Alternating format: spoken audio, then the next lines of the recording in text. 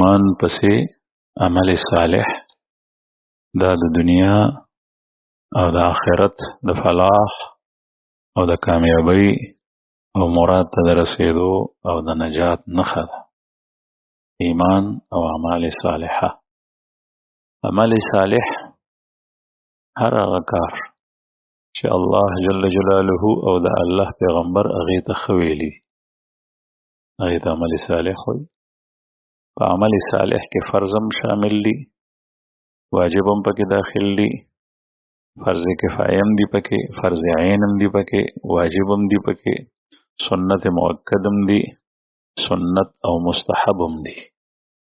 ټول په عمل صالح کې شامل.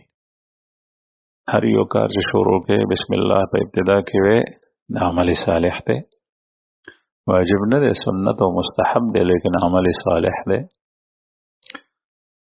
او مونږ وتر کو د ماسختن مسر دا واجب دی، دا عمل صالح دی.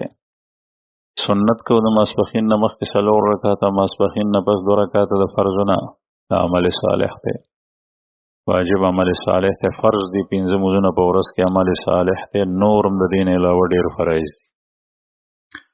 نو اعمال صالحه الله جل جلاله او د الله پیغمبر چې کوم عمل ته وایي هغه ته عمل صالح.